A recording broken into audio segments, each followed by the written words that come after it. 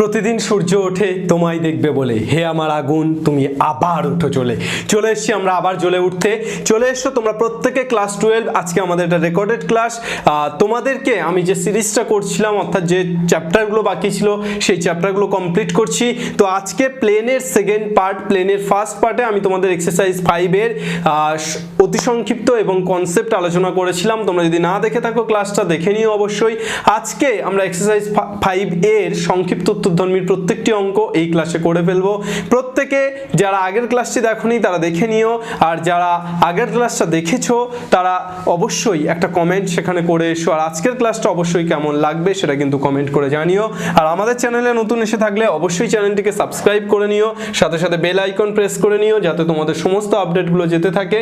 এবং সাথে থেকো আমাদের এই যাত্রাতে, তোমাদের এই যাত্রাতে আমরা আসছি তোমাদের পাশে, সুতরাং তোমরাও আমাদের পাশে থেকো। বুয়াই স্যারের কথায় শেয়ারিং ইজ ক্রাইং, এই কেয়ারিং। এবার আমরা চলে আসি আমাদের যে অ্যাপ লঞ্চের কথা তোমাদেরকে আগেও বলেছিলাম, এখনও আবার বলছি যে আমাদের কিন্তু এসওই বাংলার নিজস্ব অ্যাপ প্লে স্টোরে চলে এসছে। তোমরা SOE বাংলা লিখে সার্চ করলে আমাদের প্লে স্টোরে কিন্তু অ্যাপ পেয়ে যাবে। সেখান থেকে তোমরা তোমাদের পেয়ে যাবে সমস্ত অ্যাপের মধ্যে সমস্ত নোট, সমস্ত প্রিভিয়াস ইয়ার সলভ, এই সমস্ত কিছু তোমরা অ্যাপের মধ্যে ফ্রিতে পেয়ে যাবে। সাথে তোমরা পেয়ে যাবে যেই আর 1 মাস বাকি, 1 মাস 1 টাকায় পেয়ে যাবে ফুললি কোর্স। অর্থাৎ এই 1 মাসের যা যা তোমাদের পড়ানো বা সারা বছর যা যা ম্যাথ করানো হয়েছে সেই সমস্ত কিছু পেয়ে যাবে 1 টাকায়। মানে এটা একটা ঐতিহাসিক স্টেপ আমাদের এসওই বাংলার, সেটাও কিন্তু তোমরা পেয়ে যাবে। সুতরাং এখনো যদি তোমরা এটা বাই না করে থাকো অবশ্যই তোমরা কিন্তু এই 1 টাকার কোর্সটা বাই করে নিও। নেক্সট আমরা চলে আসব আমাদের আজকের ক্লাস শুরু করছি। আজকের ক্লাস সংক্ষিপ্ত উত্তরধর্মীর মান 4, মান 4 নয়, এটা অ্যাকচুয়ালি মান 5। অর্থাৎ আমাদের প্লেন থেকে 5 দেয়, আর প্লেন থেকে 5 নম্বরের কোশ্চেন দেয়। আর কত নম্বরের কোশ্চেন দেয়? 2 নম্বরের দিতে পারে, আর 5 নম্বরের দেয়। তো এটা অ্যাকচুয়ালি মান 5, ঠিক আছে, মান 4 হবে না।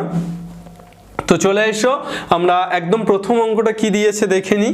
একদম ফার্স্ট ম্যাথ যেটা আছে সেটা দিয়েছে P321 বিন্দু থেকে 2x মাইনাস P321 বিন্দু থেকে 2x minus y plus z plus 1 equal to 0 সমতলের উপর অঙ্কিত অভিলম্বের পাদবিন্দুর স্থানাঙ্ক। ধরো এই একটা সমতল আঁকলাম, এই সমতলের উপর অঙ্কিত অভিলম্বের পাদবিন্দু আঁকতে হবে কোথা থেকে? P321 বিন্দু থেকে। P321 বলেছে পাদবিন্দুর স্থানাঙ্ক কত, তাহলে এই পাদবিন্দুটা ধরে নিচ্ছি, তুমি ধরে নাও পাদবিন্দুটা Q। তাহলে পাদবিন্দুর স্থানাঙ্ক তোমাকে বের করতে হবে। এরপর কি বলেছে? অভিলম্বের পাদবিন্দু থেকে P বিন্দুর দূরত্ব কত? অভিলম্বের পাদবিন্দু এই Q থেকে P এর দূরত্ব, অর্থাৎ PQ দূরত্বটা তোমাকে বের করতে হবে। PQ দূরত্বটা বের করতে হবে। আর অতঃপর উক্ত সমতলের সাপেক্ষে P বিন্দুর প্রতিবিম্ব বিন্দুর স্থানাঙ্ক। তাহলে এই সমতলের সাপেক্ষে P এর প্রতিবিম্ব বিন্দু, ধরো এই জায়গা তৈরি হলো, সেই প্রতিবিম্ব বিন্দুর স্থানাঙ্ক তোমাকে লিখতে হবে। চলো, অনেক বড় অঙ্ক, কিন্তু স্টেপ বাই স্টেপ আমরা যাব, কোনো তাড়াহুড়ো নেই। এবং এই অঙ্কটা আমাদের 2024-এর জন্য VVI 2024-এর জন্য ভেরি ভেরি ইম্পর্টেন্ট। তোমরা প্রত্যেকে এই অঙ্কটাকে খুব ভালোভাবে দেখো। চলে এসো, আমরা ছবিটা যেভাবে স্টেপ বাই স্টেপ এঁকেছি সেভাবে স্টেপ বাই স্টেপ এগোবো। আমাদের প্রথম সমতলের উপরে কিউ এর স্থানাঙ্ক বের করতে হবে, অর্থাৎ পি থেকে যে লম্ব টেনেছি তার পাদবিন্দুর স্থানাঙ্ক বের করতে হবে। ধরি সমতলের উপর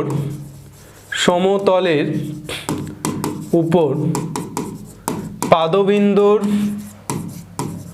স্থানাঙ্ক, সমতলের উপর পাদবিন্দুর স্থানাঙ্ক কত ধরে নিচ্ছি? সমতলের উপর পাদবিন্দুর স্থানাঙ্ক আমরা ধরে নিচ্ছি ABC। তাহলে সমতলের উপর পাদবিন্দুর স্থানাঙ্ক কি ধরে নিচ্ছি? ABC। তাহলে স্থানাঙ্ক QABC। তাহলে অতএব PQ এর দিক অনুপাত সমূহ, অতএব PQ এর দিক অনুপাত সমূহ। তাহলে PQ এর দিক অনুপাত সমূহ কি পাচ্ছি? P বিন্দুর স্থানাঙ্ক 3 to 1, তাহলে A - 3, B - 2, C c minus one. তাহলে পি কিউ এর দিক অনুপাত পেয়ে গেলাম। এইবার বলো পি কিউ এর দিক অনুপাত আমরা পেয়ে গেছি। এবার এই সমতলের উপর যদি একটা লম্ব আমি অঙ্কন করি তাহলে সেই লম্বটা আর পি কিউ পারপেন্ডিকুলার এই প্যারালাল হবে না। এই সমতলের উপর আমি আরেকটি লম্ব আঁকছি, ধরো আরেকটি লম্ব আমি আঁকলাম এবি। এখন এই এবি আর পি কিউ কি হবে? প্যারালাল হবে।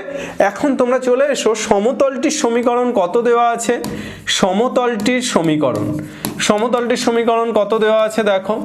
সমতলটির সমীকরণ তোমাদের দেওয়া আছে 2x - y + z + 1 = 0। তাহলে সমতলের সমীকরণ যদি এটা হয়, এটা আমরা 1 নম্বর দিয়ে দিলাম। এইবার তাহলে অতএব সমতলের উপর অঙ্কিত অভিলম্বের সমতলের উপর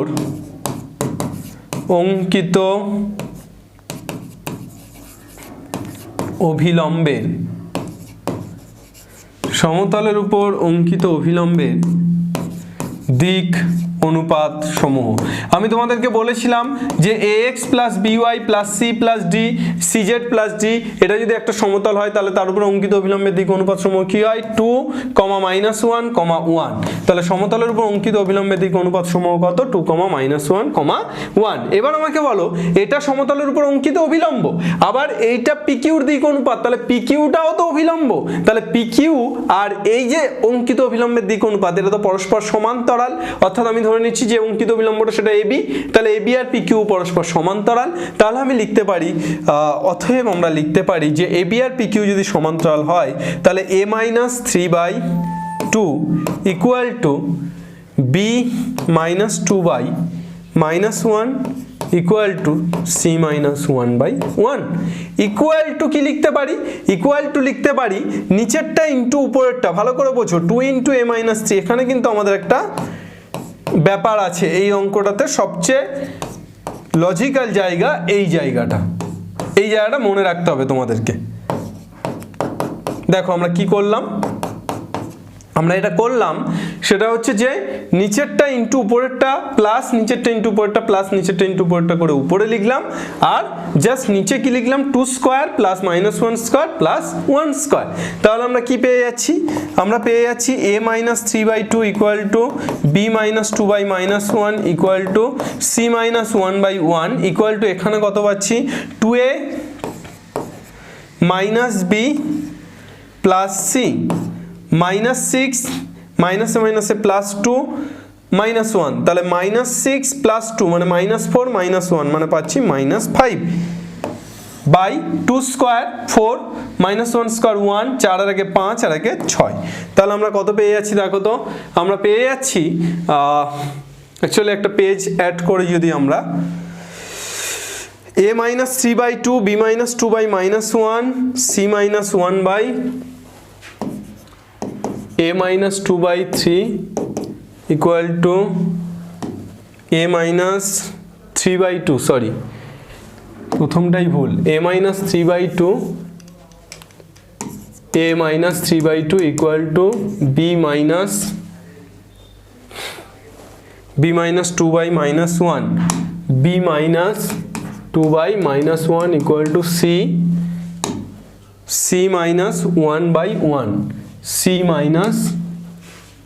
1/1 = কত পেয়েছি? ইকুয়াল টু আমরা পেয়েছি 2a - b + c - 5। এবার বলো 2a - b + c ABCটা সমতলের উপরেই অবস্থিত, তাহলে এটাকে স্যাটিসফাই করবে এই সমীকরণকে 1 নম্বরকে। তাহলে x এর জায়গায় a, y এর জায়গায় b আর z এর জায়গায় c বসিয়ে দিলে 2a - b + c = কত? +1 টোপারে গেলে -1। তাহলে আমরা এই যে 2a - b + c এর জায়গায় কি লিখতে পারি? -1। তাহলে -1 - 5/6। তাহলে কত পেয়ে যাচ্ছি দেখো? a - 3/2 b - 2/-1 c - 1/1 = -6/6 মানে -1। তাহলে অতএব a - 3/2 = -1, তাহলে a - 3 = -2, তাহলে a = কত হচ্ছে? -3 টোপারে গেলে +3 3 - 2 মানে 1।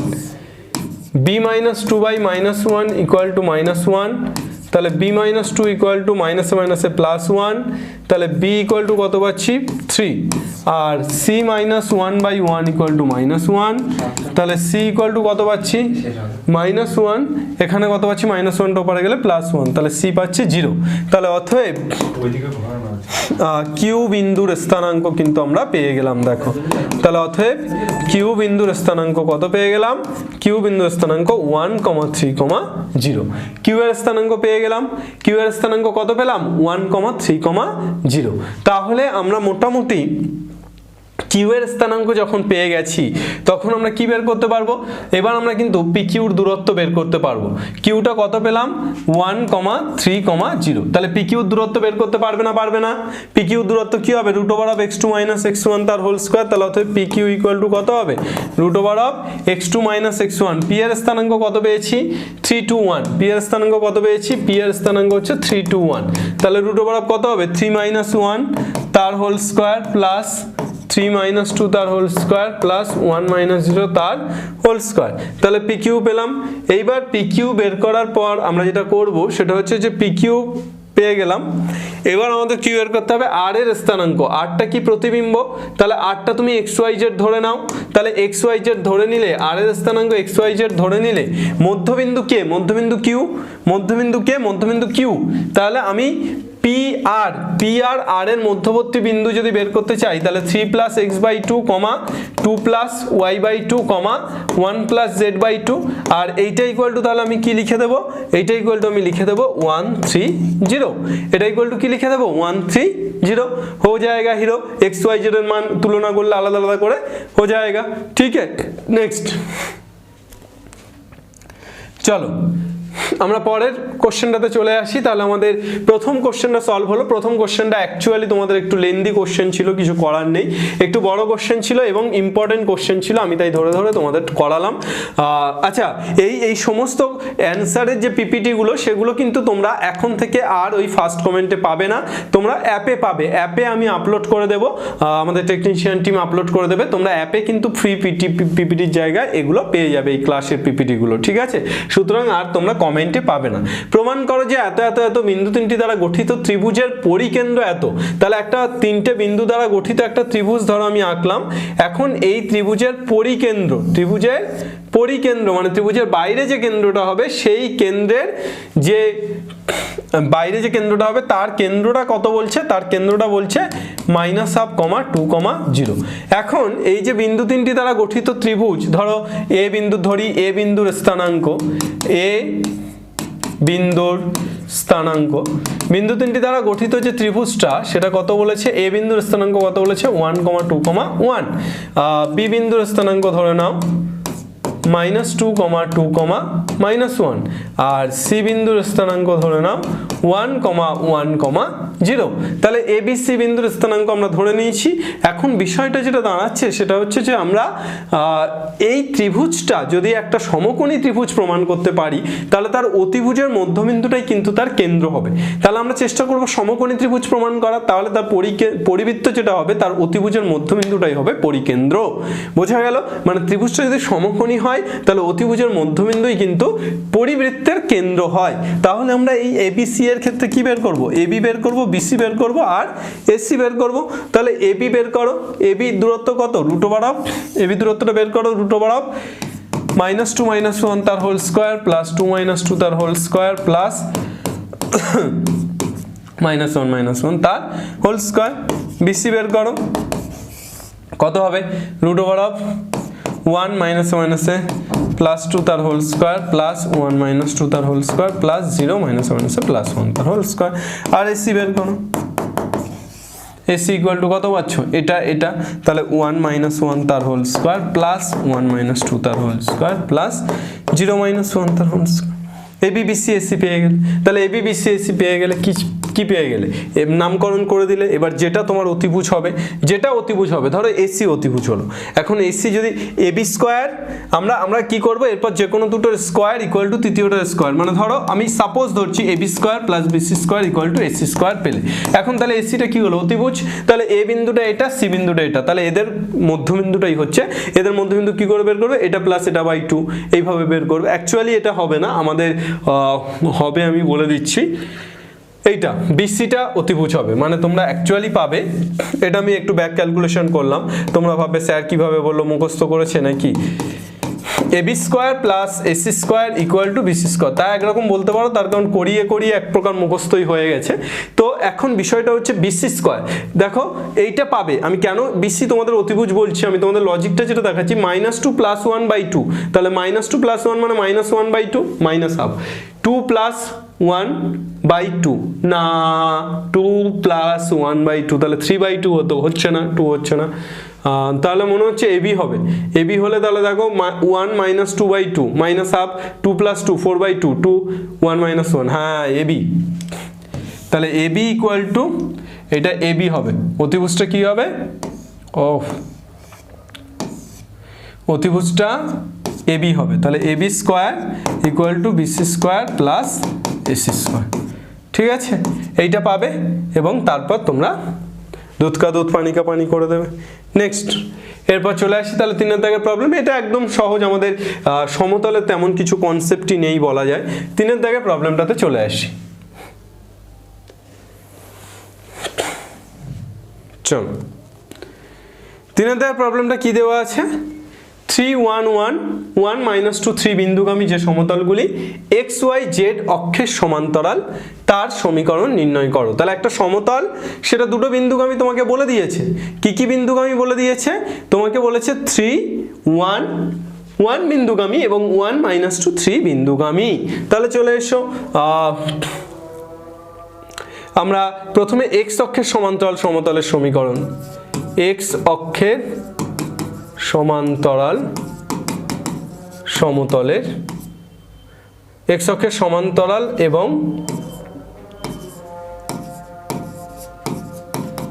3 1 1 ও 1 - 2 3 বিন্দুগামী সমতলের সমীকরণ। তাহলে বিন্দুগামী সমতলের সমীকরণ কি পাবো, চলে এসো, x - 3 y - 1 z - 1, তারপর x2 - x1 মানে 1 - 3 -2 - 1 3 - 1 আর লাস্ট 1 0 0।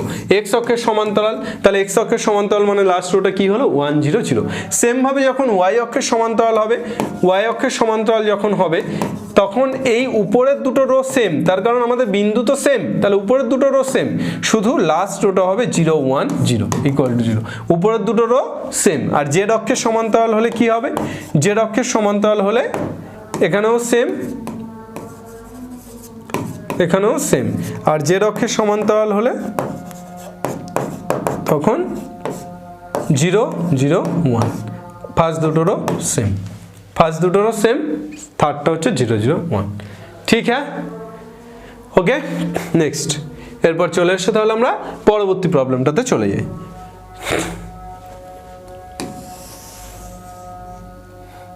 এবার ওটাকে তোমরা বিস্তার করতে পারবে, ডিটারমিনেন্টকে বিস্তার করা তো তোমরা জানো।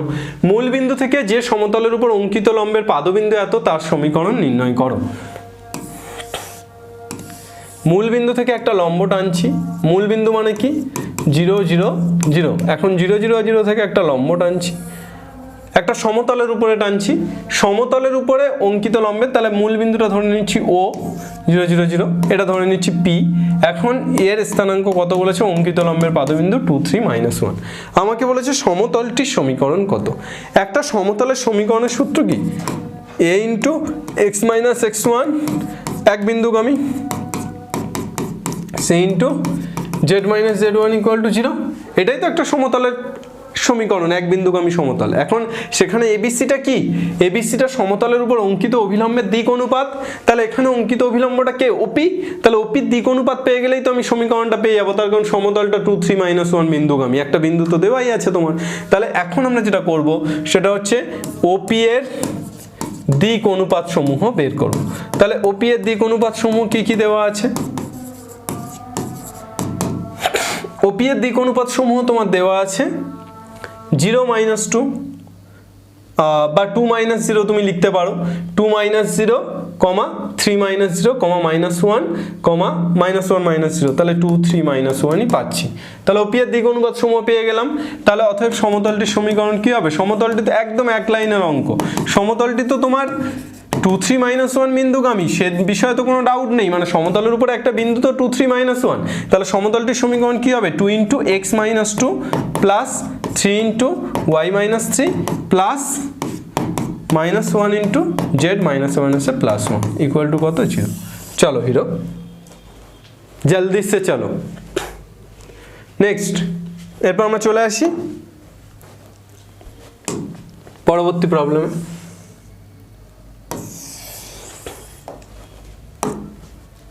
কি দেওয়া আছে, দেখাও যে 1 2 3 বিন্দুগামী যে সমতল এত সমতলের সমান্তরাল তার সমীকরণ এত।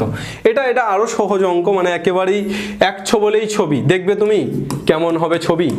চলো এত বিন্দুগামী যে সমতল এত সমতলের সমান্তরাল তার সমীকরণ ওইটা। তাহলে আমি প্রথমে কি করব, 3x + 4y - 5z = 3 সমতলের সমান্তরাল সমতলের সমীকরণ,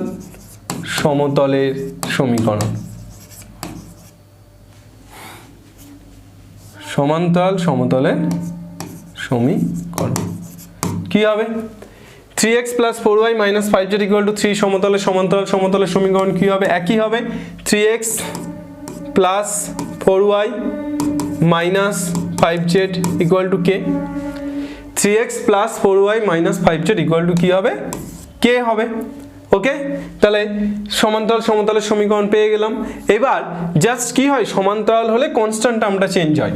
এবার আমরা কি করব, অতএব এটা 1 নম্বর দিলাম। তাহলে 1 নং সমতলটি কত বিন্দুগামী, 1 নং সমতলটি তোমাকে বলে দিয়েছে 1 2 3 বিন্দুগামী।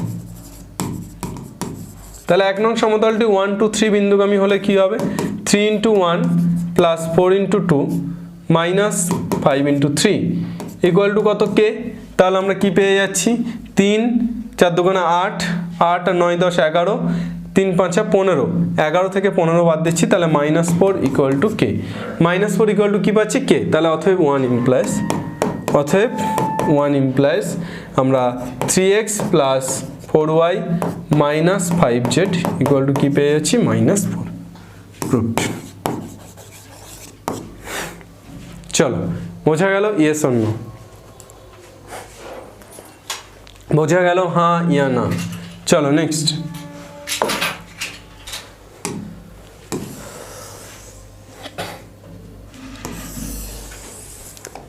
এরপর চলে এসো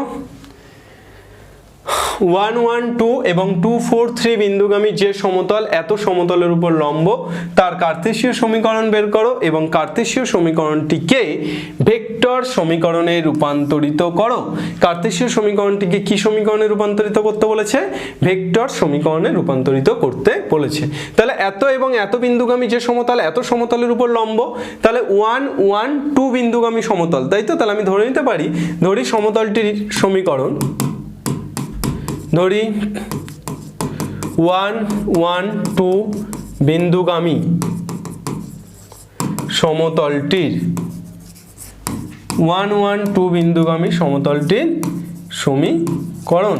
তাহলে 1 1 2 বিন্দুগামী সমতলটির সমীকরণ কত ধরে নিচ্ছি, a × x - x1, তাহলে 1 1 2 তো x1 y1 z1 বলাই আছে, তাহলে a × x - 1 plus b × y - 1 plus c × z - 2 equal to কত, 0। This is number 1। তাহলে 1 1 2 বিন্দুগামী সমতলের সমীকরণ আমরা পেলাম। তাহলে আবার এটা 1 নম্বর দিলাম, আবার এক নং সমতলটি আরেকটি বিন্দুগামী, দেখো দেওয়া আছে এক নং সমতলটি আরেকটি কি বিন্দুগামী, 2 4 3 বিন্দুগামী, 2 4 3 বিন্দুগামী। তাহলে এক নং সমতলটি যদি 2 4 3 বিন্দুগামী হয় তাহলে অতএব a × 2 - 1 plus b × 4 - 1 plus c × 3 - 1 equal to কত পাচ্ছি, ইকুয়াল টু 0। তাহলে কি পেয়ে যাচ্ছি, 2 - 1 মানে a plus 3b plus 2c equal to কত হচ্ছে, equal to 0। This is number 2। এবার দেখো এক নং সমতলটি আবার কার উপর লম্ব, এই সমতলের উপর লম্ব। আবার তোমরা লিখতে পারছো এক নং সমতলটি x - 3y plus 7z equal to 6 সমতলের উপর লম্ব। তাহলে এক নং সমতলটি যদি এত সমতলের উপর লম্ব হয় তাহলে আমরা কি লিখতে পারবো, তাহলে আমরা লিখতে পারবো অতএব এক নং সমতলের অভিলম্বের দিক অনুপাত ABC আর এর অভিলম্বের দিক অনুপাত 1 - 3 7। তাহলে a × 1 plus b × -3 plus c × 7 equal to কত ছিল, তাহলে a - 3b plus 7c equal to কত ছিল, ক নাম্বার, 3 নাম্বার। এবার 1 আর 3 কে সমাধান করে আমাদের কি বের করতে হবে, find the value of ABC। 1 আর 3 কে সমাধান করে আমাদের ABC এর মানটা বের করতে হবে। তাহলে 1 আর 3 কে সমাধানে চলে যাও, তাহলে a by something equal to b by something equal to c by something. এবার চলে এসো, তাহলে a চাপা দিলে কি পড়ে থাকছে, 3 × 7 3 × 7 21 মাইনাস 2 × -3 মাইনাসে মাইনাসে প্লাস 3 × 6। সেম ভাবে তোমরা b বাই কি হবে, 2 × 1 তাহলে 2 উল্টোটা হয়তো b এর ক্ষেত্রে, আর মাইনাস অফ a × এই 1 × 7 তাহলে কত হয়ে যাচ্ছে, -7। ওকে, আর c এর ক্ষেত্রে কি হবে, 1 × -3 মানে -3 আর তাও -3 × -1 মানে -3। তাহলে a এর মান পেয়ে যাচ্ছে 21 আর 6 27। a ইকুয়াল টু, এবার এটা ইকুয়াল টু k যদি লিখে নিতাম, এটা ইকুয়াল টু যদি k লিখতাম তাহলে -3 ইকুয়াল টু k। তাহলে আমরা কত পেয়ে যেতাম, আমরা পেয়ে যেতাম a ইকুয়াল টু 27k পেয়ে যাব, b ইকুয়াল টু কত পাবো, 2 - 7 -5k R c equal to কত পাবো, -6k। এখন এটা কি ঠিক আছে, ক্যালকুলেশনটা একটু দেখে নেবে বজ্র গুণনটা, যে b যখন হচ্ছে bb চাপা 2 × 1, হ্যাঁ ঠিকই আছে মনে হচ্ছে, তোমরা তবু একবার দেখে নেবে। এবার এবিসির মানটা এখানটায় বসিয়ে দেবে, 1 নং সমীকরণে এবিসির মানটা বসিয়ে দেবে, দিয়ে কেটাকে কমন নিয়ে ওপারে নিয়ে চলে যাবে, কে তো 0ই হয়ে যাবে। তাহলে গল্প শেষ, একদম ক্লিন অ্যান্ড ক্লিয়ার। ঠিক আছে, চলো আমরা তাহলে পরের প্রবলেমে যাব, আশা করি পারবে এর পরবর্তীটা করতে। নেক্সট পরের প্রবলেমটা কি দেওয়া আছে, প্রমাণ করো যে 1 2 3 3 2 - 1 বিন্দুগামী যে সমতল এত সমতলের উপর লম্ব তার সমীকরণ। সেম অঙ্ক দেওয়া আছে, একদম সেম টু সেম, 6এরটা 7এরটা একদম সেম অ্যাজ 6, 6এরটার মতো সেম অঙ্ক, একদম সেম, শুধু সংখ্যাগুলো পাল্টে দিয়েছে। আশা করছি পারবে। ঠিক আছে, চলো নেক্সট আমরা পরের প্রবলেমে চলে যাব। তাহলে 8 নম্বর প্রবলেম, চলে এসো। 8 নম্বর প্রবলেমটা কি দেওয়া আছে, প্রমাণ করো যে এত বিন্দুগামী এবং এত এত সমতলের উপর লম্ব তার সমীকরণ আমাদের বের করতে হবে। চলে এসো, তাহলে কত বিন্দুগামী সমতল, তাহলে আমরা প্রথমে লিখে নেব -1, -3, 2 -1, 3, 2 বিন্দুগামী, -1, 3, 2 বিন্দুগামী সমতলের সমীকরণ। তাহলে সমতলের সমীকরণ কি হবে, a × x - +1 plus b × y - 3 plus c × z - 2 equal to কত, 0, সরি, ইকুয়াল টু কত, 0। এবার এটাকে 1 নম্বর দেব।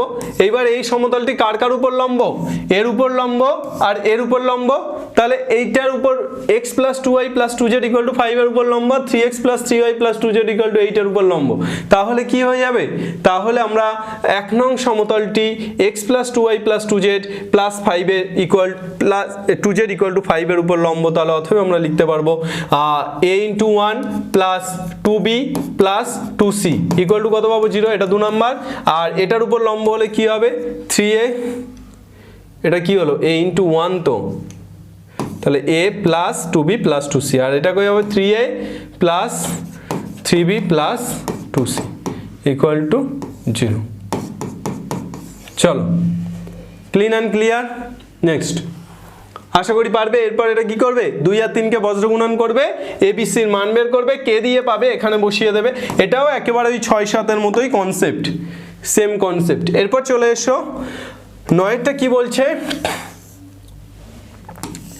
বলছে এত এত এত সমতল ত্রয় যথাক্রমে xy, yz এবং zx সমতল তিনটির উপর লম্ব। তাহলে চলে এসো ax plus by plus r equal to 0। এটা কার উপর লম্ব বলেছে?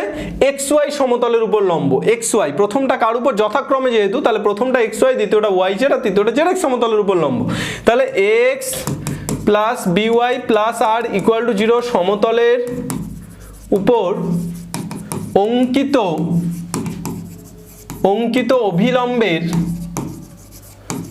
অভিলম্বের দিক অনুপাত সমূহ কি কি? অঙ্কিত অভিলম্বের দিক অনুপাত সমূহ কি কি হবে? এই যে a, x এর সহগ a, y এর সহগ b, তাহলে অঙ্কিত অভিলম্বের দিক অনুপাত সমূহ কি কি হলো? a b 0। এইবার আমরা কি করব? xy সমতলের উপর এটা লম্ব, তো তাহলে এর উপর অঙ্কিত, তাহলে এর উপর অঙ্কিত যেটা অভিলম্ব xy এর উপর অঙ্কিত অভিলম্বের সাথে লম্ব হবে। তাহলে xy সমতলের উপর অঙ্কিত অভিলম্বের দিক অনুপাত সমূহ। তাহলে xy সমতলের উপর অঙ্কিত অভিলম্বের দিক অনুপাত সমূহ কি কি জানো? 0 0 1।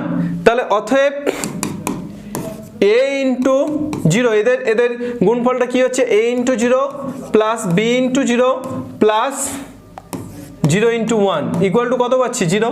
তাহলে অতএব আমি just a into 0 plus b into 0 plus 0 into 1 equal to কত পেলাম? 0। তাহলে আমরা কি বলতে পারি? আমরা বলতে পারি অতএব ax plus by plus r equal to 0 সমতলটি xy সমতলের উপর কি লম্ব। তাহলে সেম ভাবে আমাদের পরেরটা by plus cz plus p equal to 0 কার উপর লম্ব? yz এর উপর লম্ব। আর cz plus ax plus q equal to 0 কার উপর লম্ব? zx এর উপর লম্ব। চলো, গল্প শেষ। বাংলাদেশ বোঝা গেল না? গেল না? নেক্সট, এরপর চলে এসো আমরা এর পরবর্তী প্রবলেমে চলে আসবো। Problem number 10।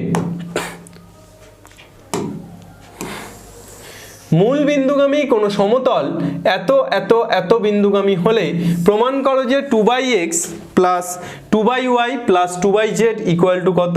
Equal to 1। তাহলে মূল বিন্দুগামী কোন সমতল এত বিন্দুগামী। মূল বিন্দুগামী মানে কি? মূল বিন্দুগামী মানে হচ্ছে সমতলটি 0 0 0 বিন্দুগামী। কি বলো? হাউ ইজ দ্য জোশ? সমতলটি মূল বিন্দুগামী মানে কি? 0 0 0 বিন্দুগামী। তাহলে 0 0 0 দিয়ে যাচ্ছে, আর কি দিয়ে যাচ্ছে?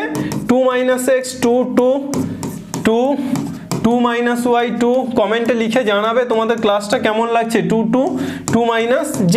তাহলে এই 4টে বিন্দুগামী যাচ্ছে। তাহলে 4টে বিন্দু দিয়ে যদি একটা সমতল যায়, আমাকে প্রমাণ করতে বলেছে এইটা। তাহলে 4টে বিন্দু দিয়ে একটা সমতল যদি যায়, 4টে বিন্দু সমতলীয় কখন হবে? বিন্দু চারটি সমতলীয়, তো তোমার প্রশ্ন অনুযায়ী বিন্দু চারটি সমতলীয়। তাহলে অতএব আমি লিখতে পারি x2 - x1 মানে 2 - x minus 0, তার মানে 0 2 - 0 2 - 0 মানে 2 2। তারপর x2 - x1 y2 - y1 z2 - z1। তারপর x3 - x1 y3 - y1 z3 - z1। Okay, equal to কত? 0। ক্যালকুলেট করো, ডিটারমিনেন্ট বিস্তার করে দাও, পাবে 2/x plus 2/y plus 2/z equal to 1। Actually xyz দিয়ে শেষে ভাগ করতে হবে, ঠিক আছে? বিস্তার করে দেবে, তারপর xyz দিয়ে ভাগ করবে, এটাই পাবে, ঠিক আছে? চলো গল্প শেষ। এরপর আমরা চলে যাব 11 দাগের প্রবলেমটাতে। এবার তাহলে চলে আসি আমরা 11 দাগের প্রবলেমটাতে। 11 দাগের প্রবলেমটা কি আছে, চলে এসো। 11 দাগের প্রবলেমটা তোমাদের দেওয়া আছে যে একটি ভেক্টর n অক্ষগুলির সঙ্গে সমান কোণ উৎপন্ন করে এবং ভেক্টরটির মান 2√3 আমাকে বলেছে 1 -1 2 বিন্দুগামী এবং n ভেক্টরের উপর লম্ব সমতলটির ভেক্টর এবং কার্তেশীয় সমীকরণ নির্ণয় করতে। তাহলে ধরো আমাকে একটা ভেক্টর দেওয়া আছে, একটা সমতল দেওয়া আছে, এই সমতলের উপর একটা লম্ব আমি টেনেছি, এই লম্ব ভেক্টরটা কি বলেছে, n। তাহলে সমতলের উপর একটি লম্ব ভেক্টর n হয়েছে, এবার ভেক্টরটির মান কত বলেছে, 2√3। এই লম্ব ভেক্টর n এর মান 2√3, আর এই সমতলটি কত বিন্দুগামী, 1, -1, 2 বিন্দুগামী। তাহলে সমতলটি 1, -1, 2 বিন্দুগামী হলে n ভেক্টরের উপর লম্ব সমতলের ভেক্টর এবং কার্তেশীয় সমীকরণ চেয়েছে। তাহলে n ভেক্টরের উপর লম্ব সমতলের এই যে সমতলটা তার ভেক্টর এবং কার্তেশীয় সমীকরণ। চলে এসো, n ভেক্টরটা কি, n ভেক্টরটি ইকুয়াল টু তার মান কত, 2√3 ইন্টু i ক্যাপ ইন্টু বলো প্রত্যেকটির সাথে কত কোণ করেছে n ভেক্টরটি, থিটা। তাহলে i cap into cos theta plus j cap cos theta plus k cap cos theta. প্রত্যেকটির সাথে যদি থিটা কোণ তৈরি করে তাহলে এলিমেন্টটা কত, দিক কোসাইনগুলি কত, cos alpha cos beta cos gamma হয়, কিন্তু এখানে যেহেতু প্রত্যেকটির সাথে থিটা করেছে তাহলে তোমার cos theta cos theta cos theta. এবার উই নো, আমরা কি জানি, আমরা জানি যে cos square alpha plus cos square beta plus cos square gamma equal to কত, 1 হয়। তাহলে এখানে cos square theta plus cos square theta plus cos square theta equal to 1। তাহলে 3 cos square theta equal to কত, 1। তাহলে cos square theta equal to কি পেয়ে যাচ্ছি, 1/3।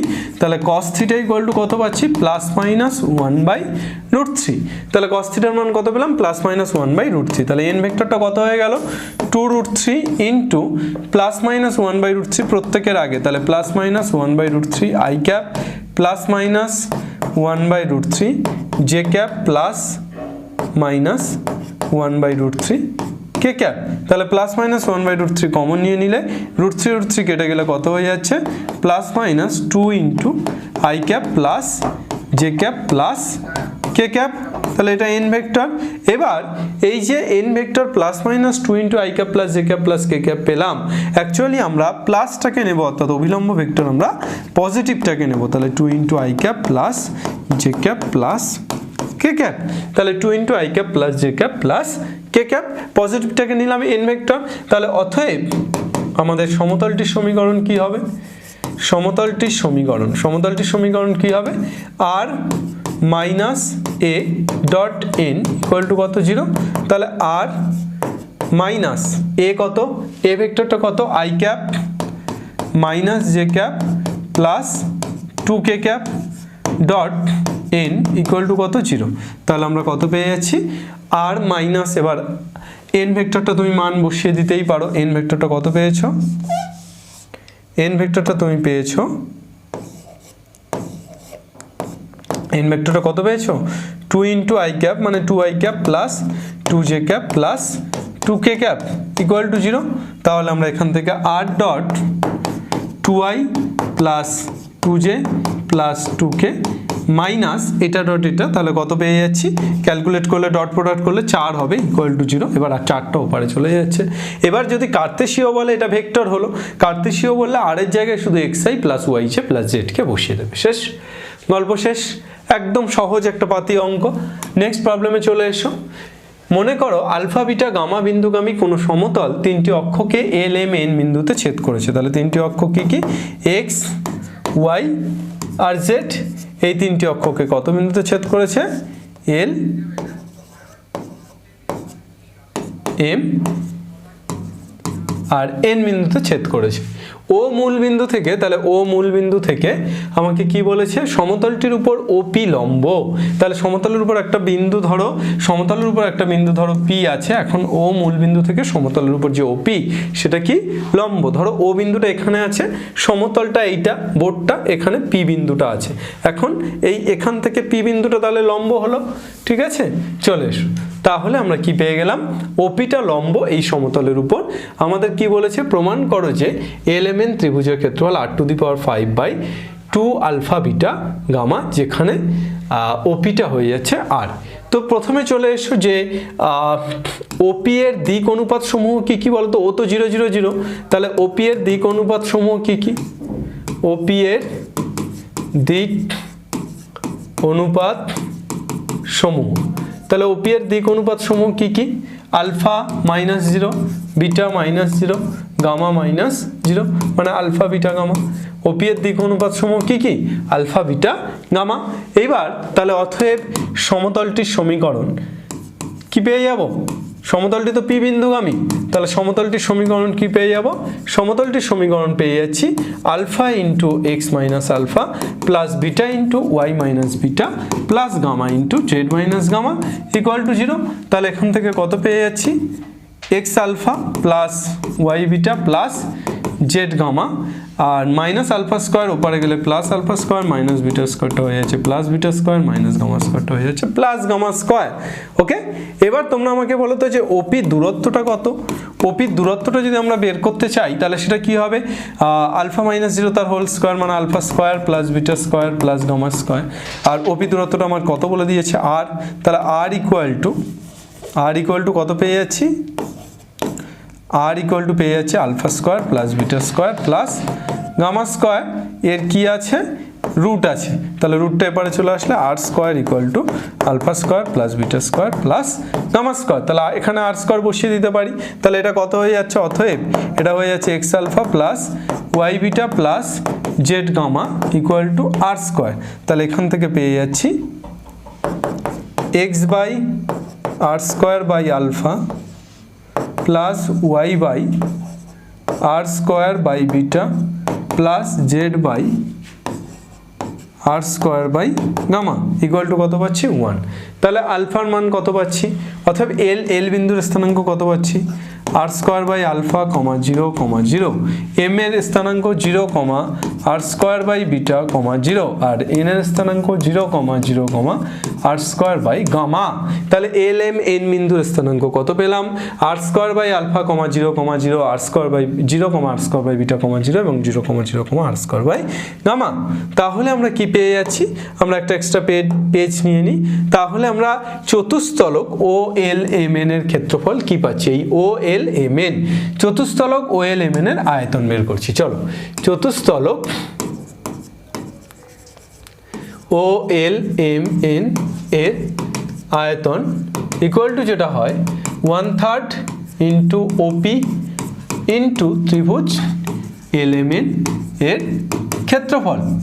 তাহলে আমরা কি পেয়ে যাচ্ছি, চতুস্তলক ও এল এম এন এর আয়তন 1/6 into r square by alpha, r square by alpha 0, 0, 0, r square by beta 0, 0, 0, r square by gamma equal to 1/1/3।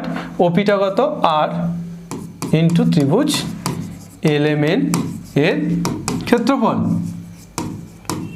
তাহলে কত পেয়ে গেলাম, 3 3 কাটছে, আচ্ছা এখানে হয়ে যাচ্ছে 1/6 into r⁶ by alpha beta gamma equal to 1/3 r into ত্রিভুজ এল এম এন এর ক্ষেত্রফল। তাহলে কি পেয়ে যাচ্ছি, আমরা পেয়ে যাচ্ছি r⁵ আর 6 কাটলে 2, r⁵ আর আর কাটলে r⁵। তাহলে r⁵ by alpha beta gamma equal to কত পাচ্ছি, ত্রিভুজ এল এম এন এর ক্ষেত্রফল। ওকে, তাহলে ত্রিভুজ এল এম এন এর ক্ষেত্রফল কত পেলাম, r⁵ by alpha beta 2 alpha beta gamma, যেটা আমাদের অ্যাকচুয়ালি চেয়েছিল। তাহলে 12 দাগের প্রবলেম কমপ্লিট। নেক্সট আমরা চলে আসি 13 দাগের প্রবলেমটা কি দেওয়া আছে, একটি চলমান সমতল মূল বিন্দু থেকে 3p একক দূরত্বে অবস্থান করছে। তাহলে একটা সমতল মনে রাখবে যে একটা সমতল মূল বিন্দু থেকে কত একক দূরত্বে অবস্থান করছে, 0 0 0, এখান থেকে কত একক দূরত্বে অবস্থান করছে, 3p একক দূরত্বে অবস্থান করছে এবং এলিমেন্ট বিন্দুতে ছেদ করছে। তো আমি ধরে নিচ্ছি যে একটা সমতল, সাধারণ যদি একটা সমতলের সমীকরণ x + by + cz + d = 0 হয় এবং সমতলটি যদি x0, y0, z0 বিন্দু থেকে সমতলের উপর লম্ব টানি, তাহলে এই লম্ব দূরত্ব হয় mod of ax0 + by0 + cz0 + d by √of a square plus b square plus c square. চলে এসো, তাহলে আমরা এখন এখানে যদি সমতলটির সমীকরণ এলিমেন্ট বিন্দুতে ছেদ করে তো সমতলটি অক্ষ তিনটিকে, তাহলে আমি কি ধরে নিতে পারি, ধরি সমতলটির সমীকরণ তিনটি অক্ষকে এলিমেন্ট বিন্দুতে ছেদ করে, তাহলে আমি ধরে নিতে পারি সমতলটির সমীকরণ কত ধরে নিতে পারি, x/α, y/β, z/gamma = 1, যেখানে l এর স্থানাঙ্ক α 0 0, m 0 β 0 আর n 0 0 গামা। তাহলে এখন 0 0, অতএব এটা 1 নম্বর দিয়ে দিলাম, অতএব 0, 0, 0 বিন্দু থেকে 1 নং সমতলের উপর অঙ্কিত লম্ব দৈর্ঘ্য 0 0 0 বিন্দু থেকে 1 নং সমতলের উপর অঙ্কিত লম্ব দৈর্ঘ্য 0 × 1/α plus 0 × 1/β plus 0 × 1/gamma minus 1 minus উপর minus 1 by √of 1/α square plus 1/β square plus 1/gamma square. তাহলে mod of এই পুরোটা -1, তার মানে পেলাম 1 by √of 1/α square plus 1/β square plus 1/gamma square. আর আমার লম্ব দৈর্ঘ্য কত দেওয়া আছে, 3p। তাহলে আমি শর্ত অনুযায়ী কি লিখতে পারি, এটা ইকুয়াল টু, শর্ত অনুযায়ী এটা ইকুয়াল টু 3p লিখতে পারি। তাহলে আমার যদি উল্টে দিই, তাহলে √of 1/α square plus 1/β square plus 1/gamma square equal to 1/9p square. তাহলে আমরা রুট আর দুপারে উল্টে দেওয়ার পর আমাদের হোল স্কয়ার করতে হতো, তবে তো 9p স্কয়ার হতো।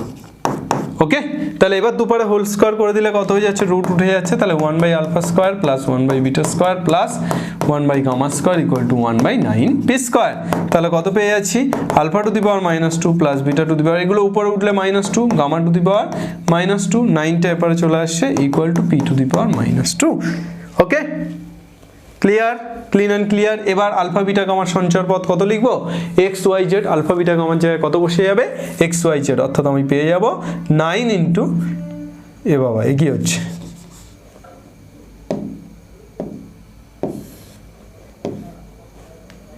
আমি পেয়ে যাব হচ্ছে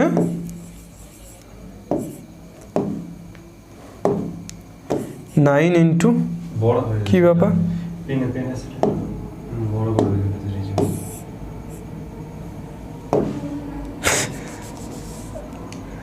9 into x⁻² plus y⁻² plus z⁻² equal to p⁻²। ঠিক আছে, নেক্সট চলে এসো।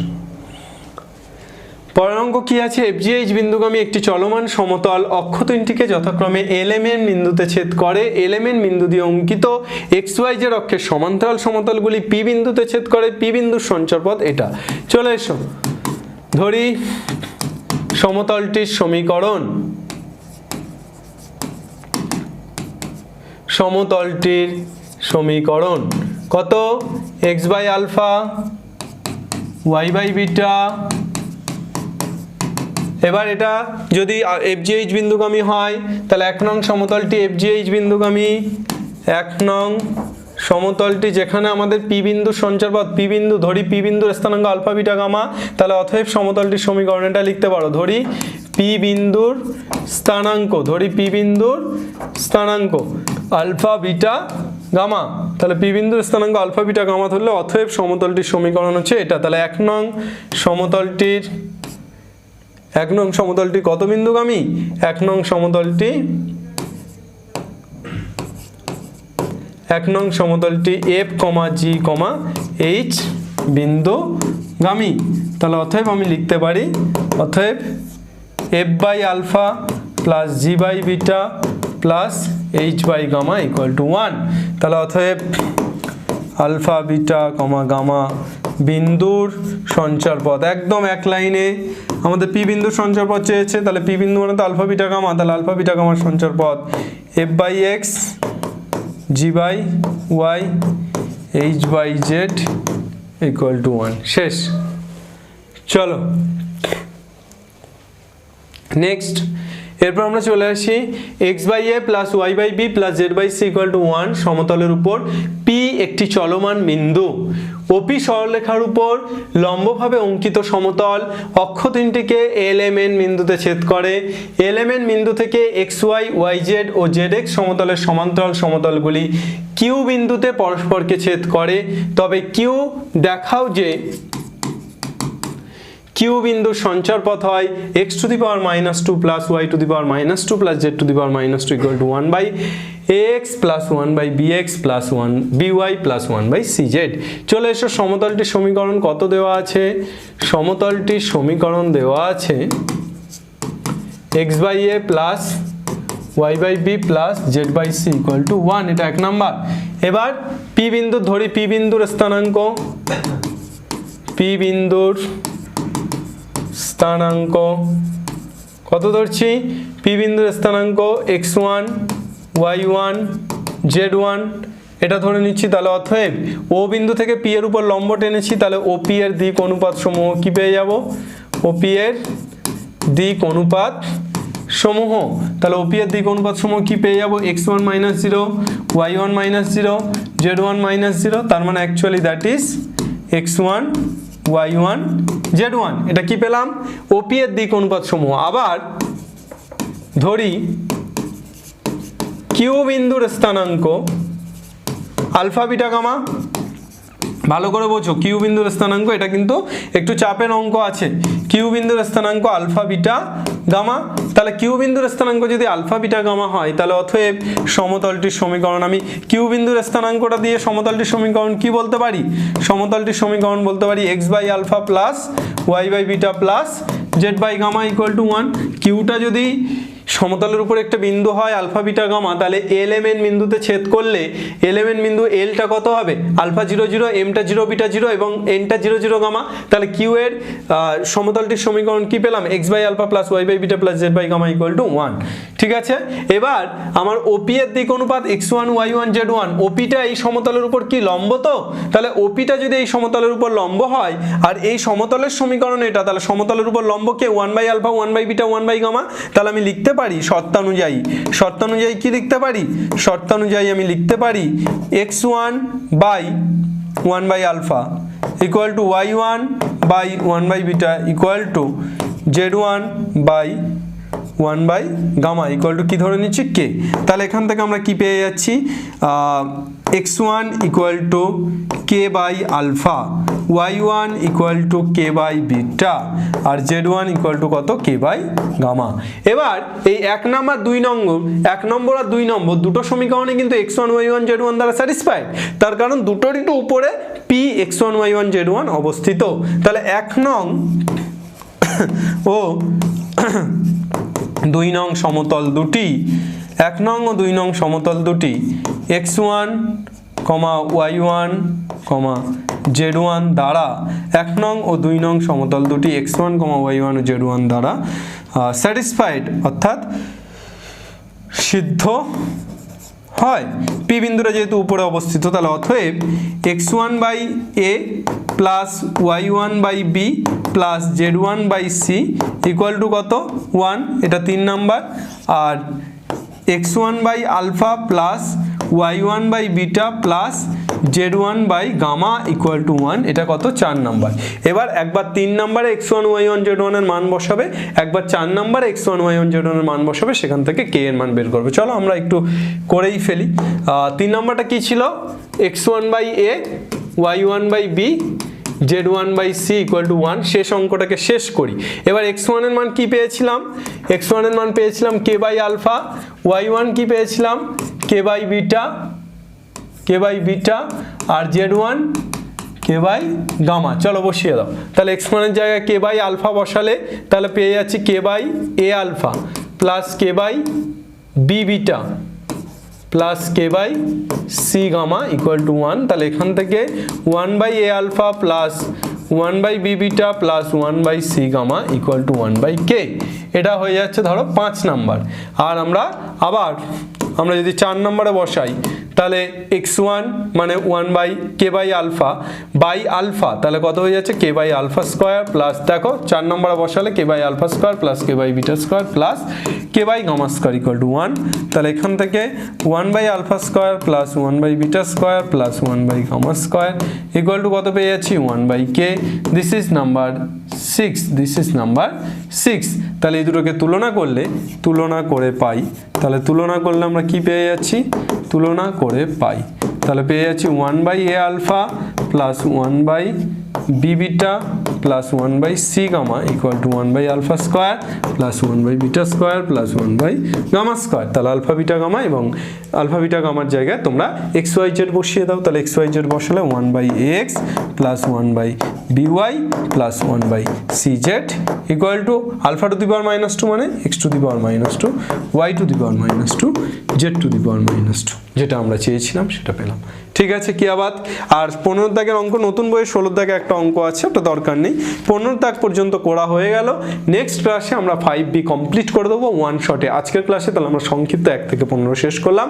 নেক্সট ক্লাসে আমাদের 5B ওয়ান শটে কমপ্লিট হবে। তাহলে প্লেন তোমরা বারবার রিকোয়েস্ট করছিলে, তোমাদের জন্য কমপ্লিট করে দিলাম, কিন্তু একটাই রিকোয়েস্ট, শেয়ার করো। যদি বুঝতে না পারো, কোনো রকম কোনো সমস্যা হয় কমেন্টে জানাও। আর যদি বুঝতে পারো, ভালো লাগে ক্লাস, তাহলে অবশ্যই শেয়ার করো, প্রত্যেকটি বন্ধুর সাথে শেয়ার করো, একদম পশ্চিমবঙ্গের প্রত্যন্ত অঞ্চলগুলিতেও শেয়ার করো। চলো, অল দ্য বেস্ট। বাংলা পড়বে, বাংলা শিখবে এবং বাংলা জিতবে।